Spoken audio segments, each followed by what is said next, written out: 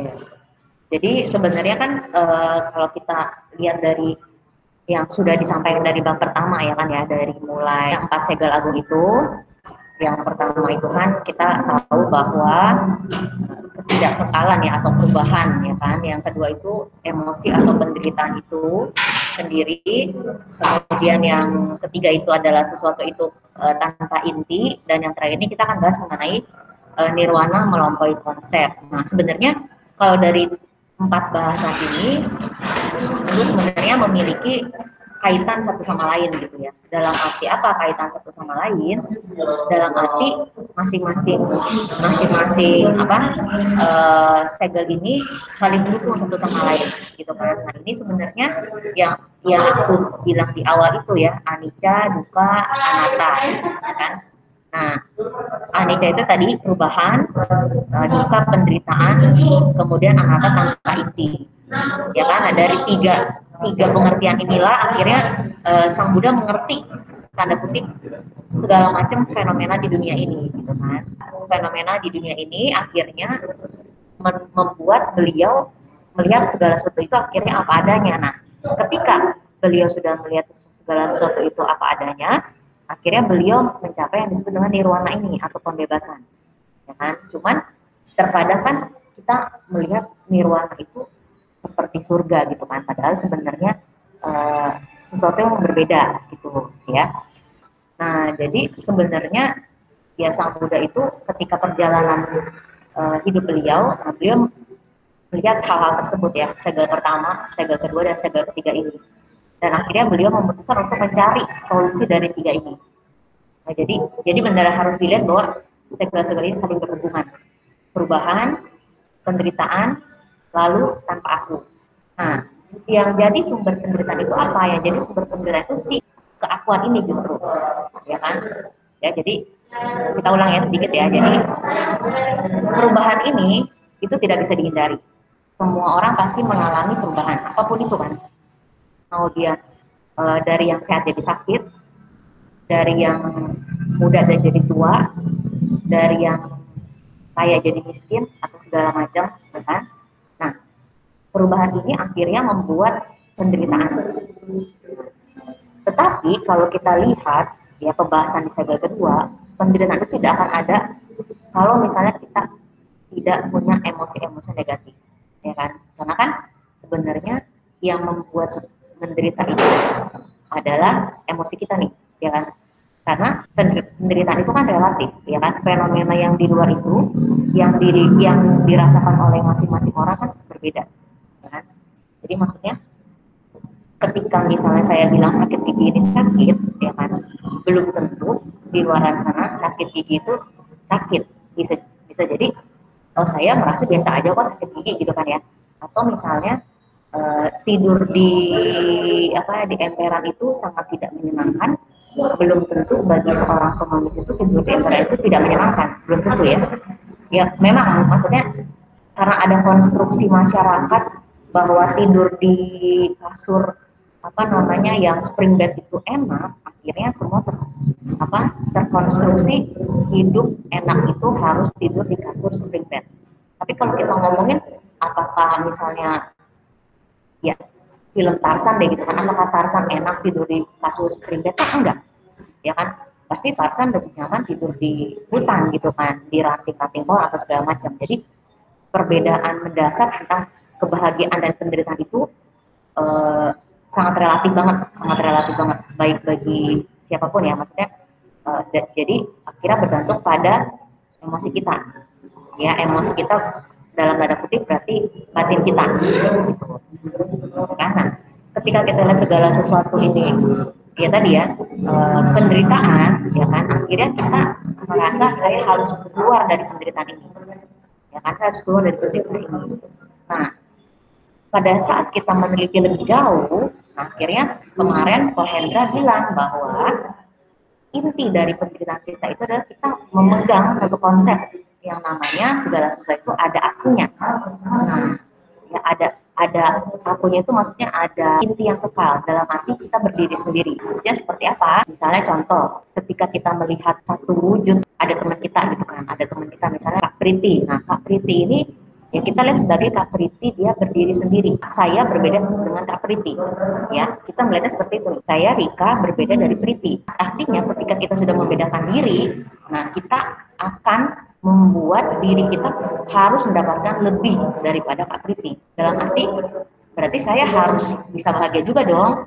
Nah, ketika sudah bilang begitu, ketika kita sudah membedakan antara kita dengan orang lain, akhirnya kita akan membuat diri kita harus lebih bahagia, ya. Bahkan makanya akhirnya mengorbankan kebahagiaan orang lain, gitu ya.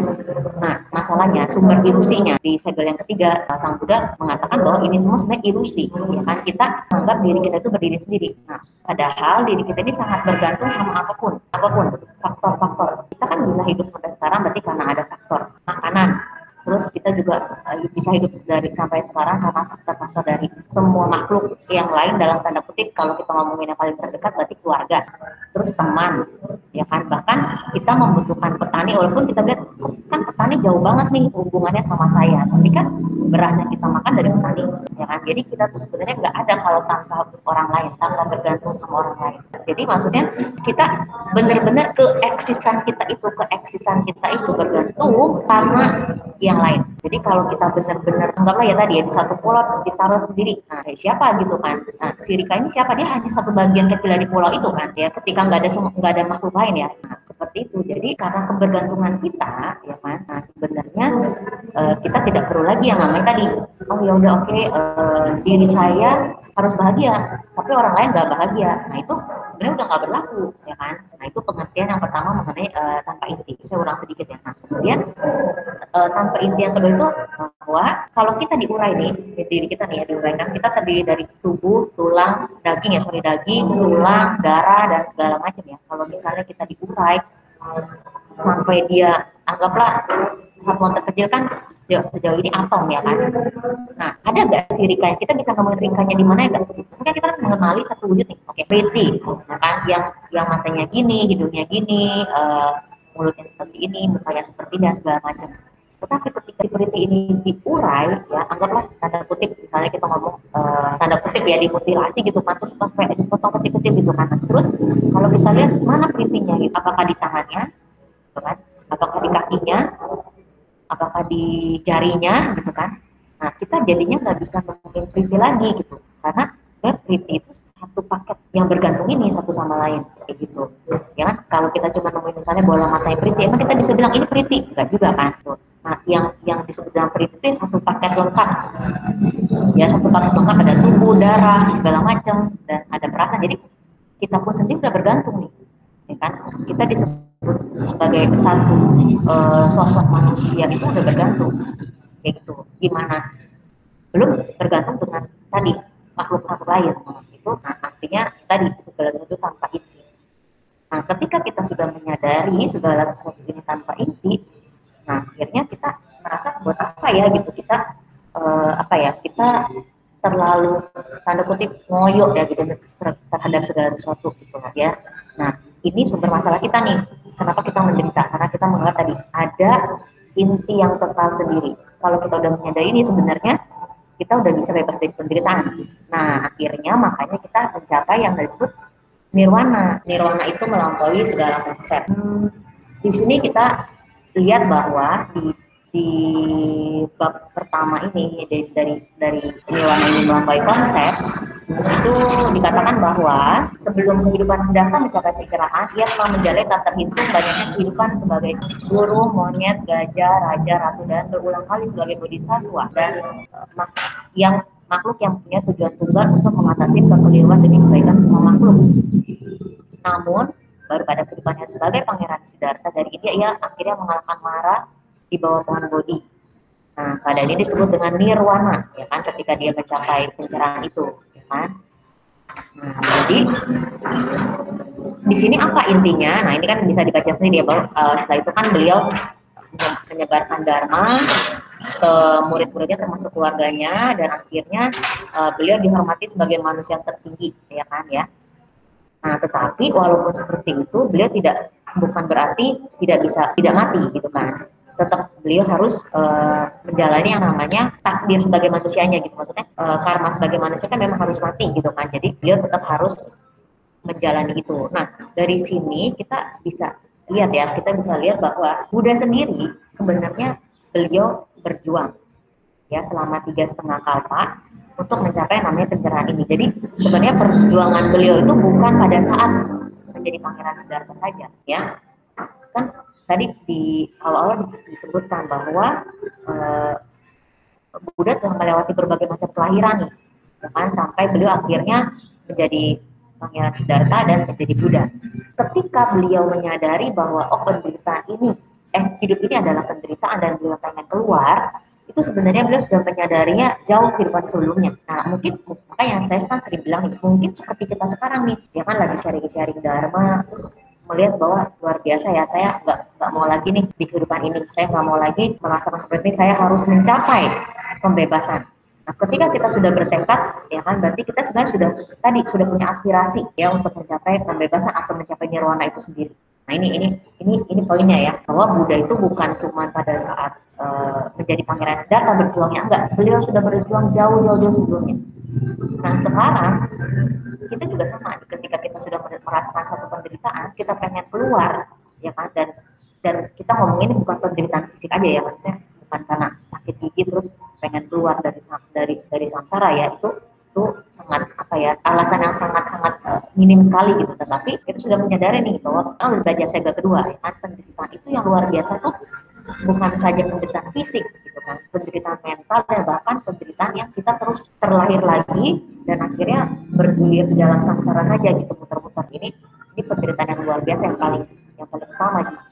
Ketika Sang Buddha mengatakan bahwa beliau sudah menjalani hampir seluruh kehidupan, alam kehidupan ya maksudnya, akhirnya beliau menyadari satu hal, bahwa kalau kita terus-terusan menjalani satu kehidupan di samsara ini, mau menjadi apapun tidak akan pernah yang disebutnya mendapatkan kebahagiaan sejati ya. Nah, kalau sekarang kan kita merasa oke, kehidupan sekarang nih kita jadi manusia ya kan, semua cita-cita dari seluruh kepercayaan itu bahwa ingin masuk surga ya kan, setelah meninggal akan masuk surga. Nah, ini cita-cita semua manusia di bumi ini. Tetapi Buddha itu menyadari bahwa ketika kita sudah masuk surga di kehidupan akan datang, suatu saat itu kita akan jatuh kembali ya. Suatu saat kita akan jatuh kembali. Kenapa? Karena ya kalau di dalam filsafat Buddhis percaya bahwa kita tuh nggak cuman nggak abadi di satu kehidupan saja gitu, selama kita belum memotong akar samsara. Nah, akar samsara itu apa? Yaitu tadi keakuan itu sendiri yang dibahas di segel ketiga. Ya, jadi ketika kita masuk ke surga, ke alam surga, ya kan, apakah kita masih merasakan penderitaan? Memang enggak. Ketika di alam surganya memang enggak merasakan penderitaan. Tetapi, ya kan, ketika kita mengakhiri ya kehidupan di alam surga, kita biasanya akan langsung merasakan penderitaan karena akan jatuh ke alam rendah. Kenapa begitu? Anggap aja kita kayak punya tabungan. Jadi di alam manusia ini kita nabung nih, terus kita udah dapat tabungannya udah MM-an gitu kan. Suatu saat tabungan ini, MM-an ini, ya kan, kita buat foya-foya, ya kan, beli makanan enak, jalan-jalan, pokoknya segala macam terpenuhi. Tetapi tidak diputar lagi nih kalau dalam bisnis investasi, ini orang yang ya udah habis punya duit dihambur-hamburkan lagi, difoya-foyakan lagi, tidak invest, ya kan. Harusnya kan logikanya kan kalau misalnya manusia yang pintar, ketika dia sudah punya uang, dia tidak langsung difoya-foya tapi ada yang diinvest. Nah, berhubung manusia ini sudah terlena dengan kekayaan, akhirnya kekayaan yang dia punya malah difoya-foyakan, dihambur-hamburkan, dan kehidupan dia memang jadi kehidupan ketika punya uang itu sangat mewah sekali ya kan, sangat bahagia sekali, tetapi uangnya habis ya, tabungannya habis, akhirnya jatuh miskin. Sama persis ketika seseorang lahir di alam dewa. Jadi ibarat di alam manusia nabung, lalu di alam dewa difoya-foyakan, habis tabungannya jatuhnya ke alam rendah udah pasti, ya, either neraka atau alam binatang, ya, atau alam hantu. Kenapa seperti itu? Karena udah nggak punya tabungan lagi nih. Nah, udah di paya-paya kan tadi nggak invest, gitu kan? Di alam dewa gimana mau invest, orang hidupnya bahagia, nggak lihat lagi sesuatu yang menderita, ya ngapain ngapain susah untuk, mereka berpikir ngapain susah untuk berbuat kebaikan gitu loh, kurang lebih seperti itu. Jadi putar-putar aja. Oke, setelah masuk ke alam rendah, ya kan, ada karma baik, jadi di alam manusia lagi, ya kan, berbuat baik lagi, naik lagi ke alam lebih dari alam dewa, ada alam Brahma, turun lagi, dan terusnya begitu berputar-putar seperti itu. Nah, ini disebut dengan tadi, ya, berputar-putar dalam arus samsara. Nah, Sang Buddha, ya, telah menyadari hal itu, jadi beliau mau bebas dari hal ini juga. Makanya ketika kita baca riwayatnya Sang Buddha, ya kan, beliau pengen bebas dari lahir, tua, sakit, dan mati. Nah, pengertian di sini seperti apa sih? Nah, sebenarnya pengertian di sini lebih ke arah lahir, itu kelahiran ya tadi. Kita terus lahir nih sebenarnya tubuh kita, tapi dengan tubuh yang berbeda-beda, ya kan? Bisa bisa tubuh manusia, hewan, hantu, dan segala macam. Nah, ini justru Sang Buddha mengatakan bahwa jangan puas dengan itu, jangan puas dengan lahir di alam dewa, jangan puas lahir di alam surga, gitu kan? Karena itu ilusi. Suatu saat kita akan jatuh lagi gitu. Terus jatuh lagi jadi manusia, TK lagi, SD lagi, SMP lagi, dan seterusnya. Ya, jadi akhirnya begitu terus gitu kan.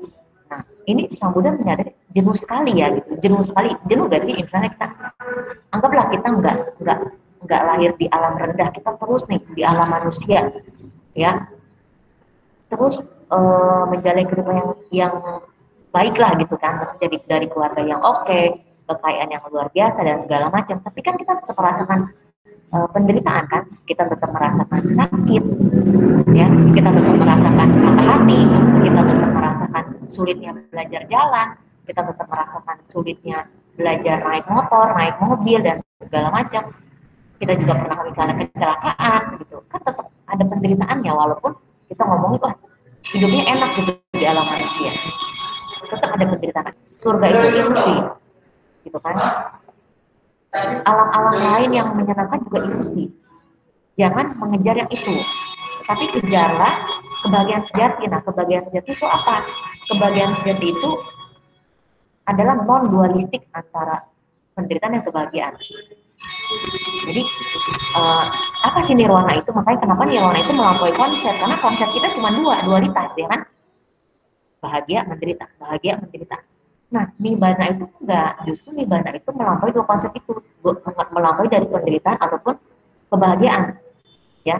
Kalau di buku yang teman-teman baca sekarang itu disebutnya konsepnya sukacita, ya. Kalau kita itu sebutnya disebutnya mahasuka.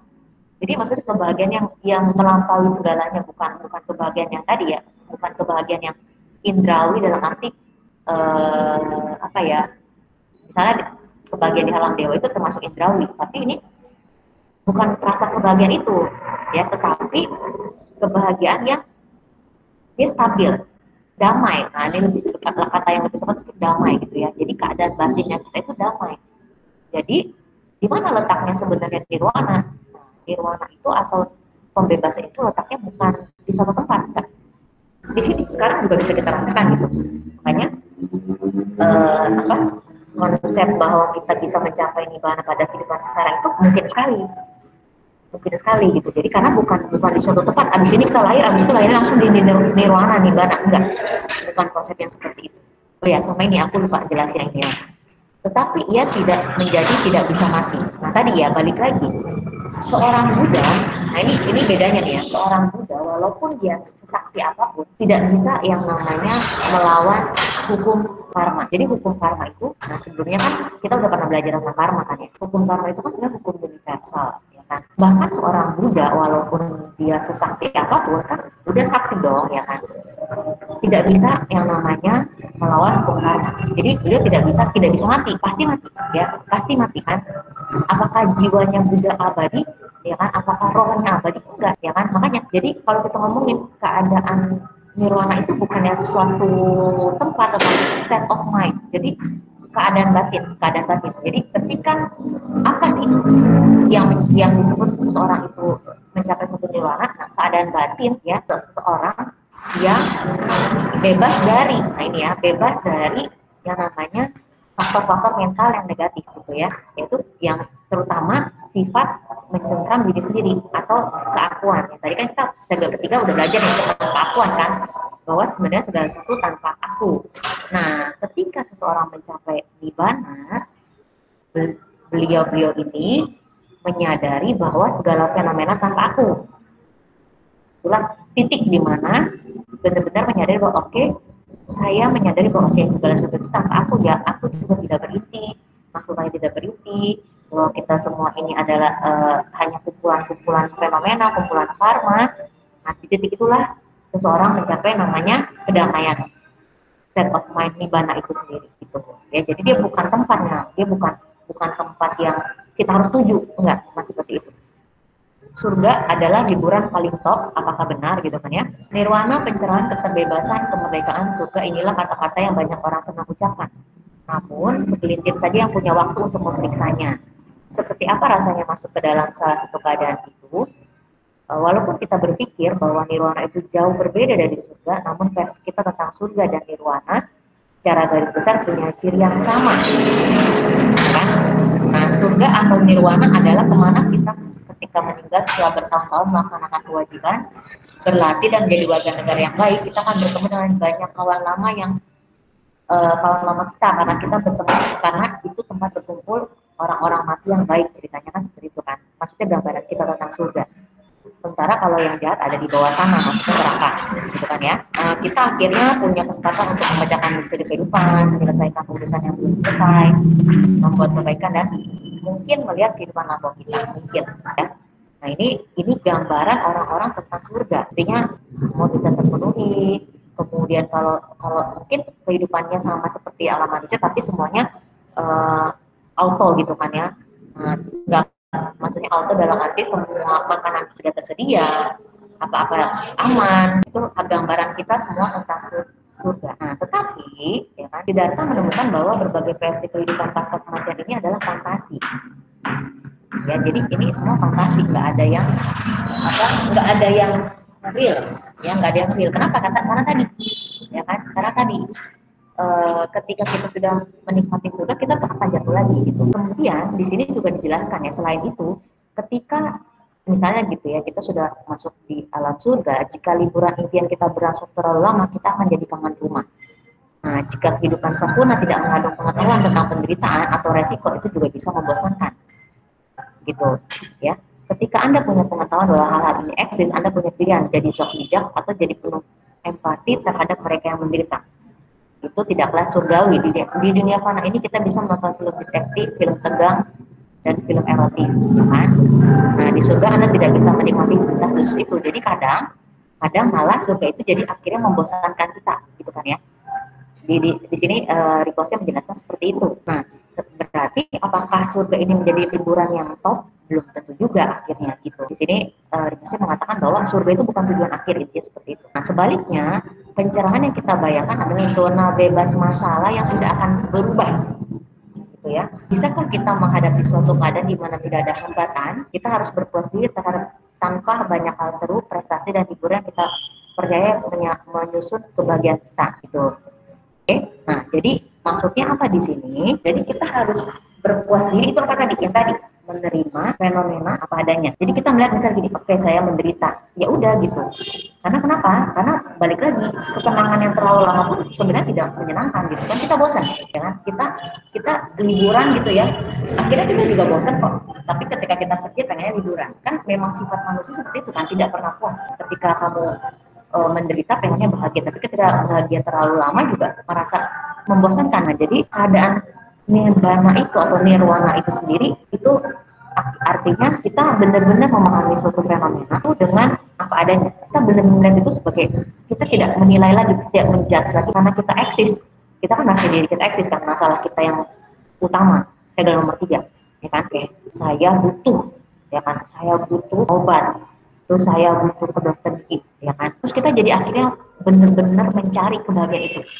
Saya harus buru-buru ke dokter gigi gitu kan, saya harus buru-buru minum obat. Ya bukan berarti kita akhirnya sakit gigi kita biarin ya, oh ya udah oke lah nggak apa-apa sakit gigi gitu kan, toh nanti fenomena ini akan berakhir juga, enggak kayak gitu juga. Tetapi cara berpikir kita yang beda. Yang satu ya udah oke, saya sakit gigi, oke, selesai gitu. Tapi ada yang satu kayak hatinya tuh nggak enak, kan beda ya.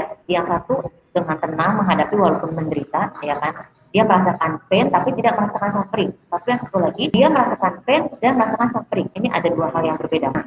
Sang Buddha itu merasakan sakit gak painnya itu? Tetap. Tetapi Sang Buddha tidak merasakan sufferingnya. Penderitaannya nggak Sang Buddha rasakan. Jadi ketika Sang Buddha misalnya sakit perut karena makan makanan terakhir yang dipersembahkan kepada beliau, Sang Buddha tetap sakit perut. Tetapi Sang Buddha tidak menderita. Gitu.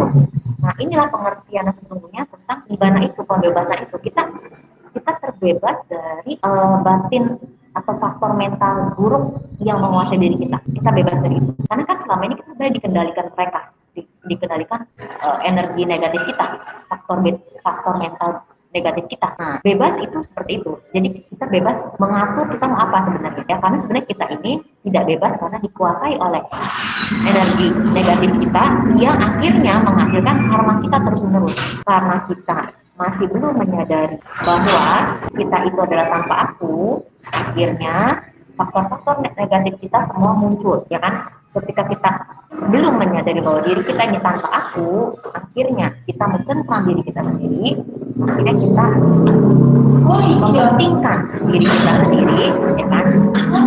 Ketika kita sudah mementingkan diri kita sendiri, kita sudah tidak bisa melihat lagi orang lain, makhluk lain. Inilah sumber akhirnya energi negatif, faktor-faktor negatif kita muncul, menguasai kita, dan kita nggak bebas. Yang disebut dengan pembebasan ini, kita bebas dari ini, gitu. Bebas dari sikap mencengkram diri sendiri, kita mengerti yang namanya ketampakuan, sehingga akhirnya faktor atau energi yang negatif hilang, nggak ada lagi. Kita jadi melihat segala sesuatunya apa adanya. Ya, jadi kalau kita misalnya panas, ya kita mengatakan panas ya sekedar fenomena aja, kita tidak menderita karenanya gitu kan. Ya, kita rasakan panas ya pasti rasakan dong karena kita masih punya tubuh manusia. Tetapi kita tidak menderita. Nah, itu bedanya. Jadi kalau kita ngomong apa bedanya nih? Buddha sama kita, kalau secara pengetahuan nggak ada beda, pola pikir yang berbeda. Kalau Buddha dia tetap ya, makanya ketika ada yang menyebutkan hiduplah sekarang. Nah, maksudnya apa ya itu? Buddha itu udah melihat sudah apa adanya ya, sekarang ini ya udah oke, sekarang lagi kelas, kita lihat fokus pada apa yang disampaikan, nggak mencerita. Kalau kita kan nggak nih, pikiran kita kan terus-terusan apa ya, pikiran kita terus-terusan mencengkram kita kan, mengendalikan kita kan, aduh kapan selesai, atau misalnya saya nanti gigi saya sakit banget nih gitu kan. Kita sebenarnya nggak bebas, itu kan dibalik kerja kita sebenarnya nggak bebas. Disinilah pengertian nirwana atau kebebasan yang sesungguhnya. Jadi dia melampaui memang ya, melampaui konsep. Kenapa? Karena konsep kita kebahagiaan itu yaitu gitu loh, kebahagiaan itu adalah menjadi dewa, kebahagiaan itu misalnya menjadi orang kaya. Konsep kita itu tidak ada konsep kita bahwa kebahagiaan itu justru melampaui kebahagiaan dan penderitaan. Dia sebenarnya berada di tengah-tengah ya, kedamaian itu sendiri gitu. Jadi tidak merasakan penderitaan, dia tidak merasakan juga bahagia berlebihan gitu. Gitu ya. Kebahagiaan sementara itu akan berakhir jadi penderitaan lagi, dan terus saja muter dari penderitaan dari kebahagiaan, muter lagi dari penderitaan lagi, dan seterusnya. Nah, inilah yang menjadi konsep samsara itu ya. Makanya pada saat di segel kedua kan dijelaskan bahwa penderitaan itu ada 3 jenis kan, yang duka-duka ya, penderitaan umum, artinya ya sakit, terus kita sedih, itu penderitaan umum yang benar-benar kelihatan ya sama kita. Tapi ada yang kedua nih, wiparinama duka, artinya apa? Duka akibat perubahan. Kenapa berubah? Karena semua kebahagiaan yang kita miliki, semua mau dia kebahagiaan di surgawi, mau kebahagiaan di manusia, itu akan berubah, either jadi netral atau jadi cerita. Jadi nggak bakal tuh kebahagiaan itu, dia terus berubah. Kan segel pertama perubahan ya kan. Nah, kemudian yang duka yang terakhir itu apa? Ya kan, sankara duka, artinya apa? Selama kita punya skanda, selama kita punya potensinya, kita akan terus mengalami namanya penderitaan. Jadi selama kita punya skandanya, selama kita punya kilesanya, kita akan terus, ya tadi, kita mencengkram diri sendirinya itu terus ada, ya kita akan terus menderita. Apakah bisa dikatakan juga semua hal itu juga mempunyai dua sisi, baik buruk, tapi kita tidak melihat itu, misalnya kita mendapatkan hal buruk, pada itu sebenarnya bisa kita untuk menentukan sama buruk kita. Iya, jadi makanya nih, sebenarnya kan gitu, bahkan Buddha sendiri bilang seperti ini ya, Maksudnya apa namanya, karena tadi ya, karena kita terikat oleh karma dan kilesa, kita melihat segala itu buruk. Padahal sebenarnya gini, siapa sih yang bilang, misalnya siapa yang bilang bahwa kita jatuh itu buruk? Jatuh nih, jatuh kan sakit nih. Terus kan kita, kenapa sih kita bisa bilang itu buruk? Sebenarnya itu kan hanya fenomena doang gitu kan. Fenomena dalam arti ya jatuh gitu, dia sakit ya kan. Tetapi kita kan melihat itu sebagai, oh ya, itu buruk, nggak enak kalau jatuh gitu kan. Nah itu kan sebenarnya karena kita tadi, kita sudah memegang yang namanya satu inti ini nih, saya merasakan sesuatu sakit gitu. Padahal sebenarnya kalau kita lihat fenomena jatuh doang kan ya udah gitu kan. Atau misalnya proses, misalnya patah hati deh gitu kan, misalnya kita patah hati kan sebenarnya itu kan fenomena doang ya kan. Ya udah, oke, itu suatu kejadian, habis itu kita lewat sebenarnya. Nah biasanya kita nggak bisa melihat itu gitu. Tekan tadi ya, kita diatur sama karma dan kilesanya kita itu. Tapi yang disebut tadi ini benar. Jadi kalau kita bisa melihat segala sesuatu itu bahwa maksudnya tidak ada yang benar-benar buruk gitu kan, ya kan, artinya kita bisa melihat bahwa ada hal-hal yang baik yang bisa dihasilkan, ya kan. Nah itu udah merupakan salah satu menuju cara melihat segala sesuatu jadi apa adanya. Bahwa berarti kalau kita bisa melihat salah satu sebagai sesuatu yang buruk dan di sisi koin yang lain itu sesuatu yang baik, ya kan, berarti artinya kan tergantung penilaian kita dong, ya kan. Misalnya gini, itu fenomena, ada yang nilai baik, ada yang nilai buruk, COVID deh gitu kan. Ada yang merasa ini adalah fenomena yang baik. Artinya ketika sudah bisa dikonsep satu fenomena menjadi nilai yang baik sama buruk, ya kan, berarti kan penilaian kita nggak valid dong. Ketika penilaian kita nggak valid, berarti seharusnya kita bisa menerima segala sesuatu apa adanya. Oke, misalnya COVID, ya kan, oke, dia ada penyakit seperti ini, ya udah, kita tidak terlalu senang karena misalnya dapat, tanda kutip, dapat banyak proyek dari sini, tapi kita juga tidak terlalu menderita karena segala macam keterbatasan ya. Nanti kan, jadi hidupnya beneran di tengah, the middle way. Nah ini maksudnya middle way itu seperti itu, tidak terlalu senang, tapi tidak terlalu sedih juga, tidak terlalu menderita, tidak terlalu bahagia juga, ya di tengah-tengah. Karena tadi sudah melihat segala sesuatu apa adanya, kebahagiaan bisa berubah, penderitaan juga bisa berubah. Sama, berarti sebenarnya ketika kita sudah melihat sisi baik dan buruk, akhirnya kita sudah mulai menuju ke arah kita menerima segala sesuatu apa adanya, ya proses gitu, proses untuk menerima